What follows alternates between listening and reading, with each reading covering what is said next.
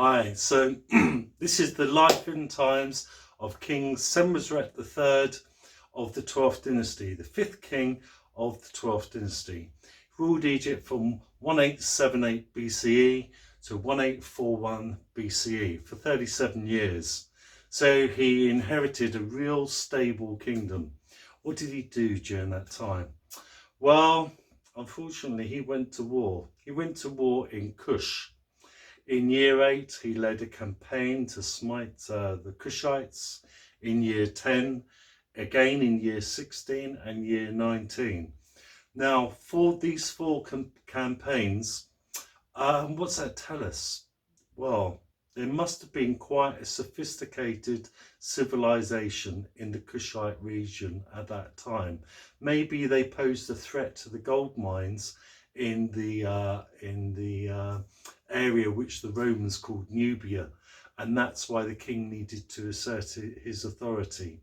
He built a number of forts down there. The biggest of them was Buhen, which was excavated by Eric Uphill. Now, unfortunately, all those forts are now under Lake Nasser, so they've been lost forever. But Eric Uphill did publish extensively, and you can get copies of those wonderful illustrations of the mud brick remains of those forts. He did build at various temple sites, a centaur to Osiris at Abydos.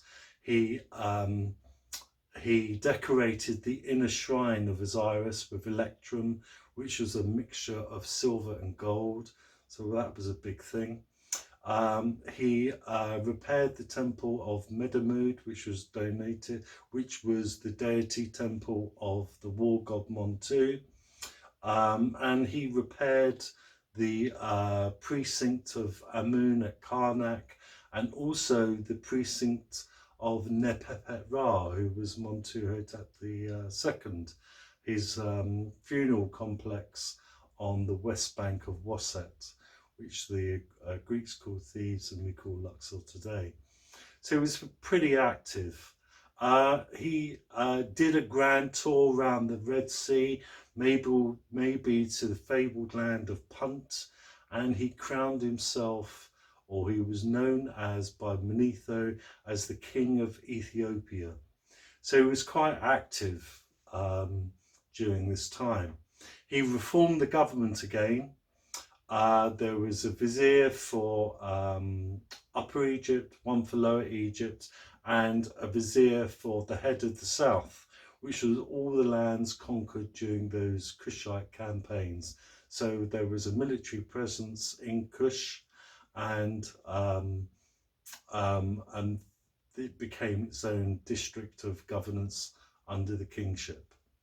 He also cut a canal through the cataracts between Elephantine into Kush, so that the troops could be mobilized very quickly. And he cleared various canals around the Beni Suef as well, probably ones that got silt up over hundreds of years. So he's quite a character. If you look at a lot of his art and statues, he's always got those worry lines, that the look of responsibility that a divine ruler should have to be a great king. Remember, these 12th dynasty kings were a lot different from the Old Kingdom kings. They embraced the people. They set the standard for the New Kingdom kings who were to come. Okay, he's one of my favourite characters. He had a stele commissioned and erected in Kush, and he says that he carried off their women.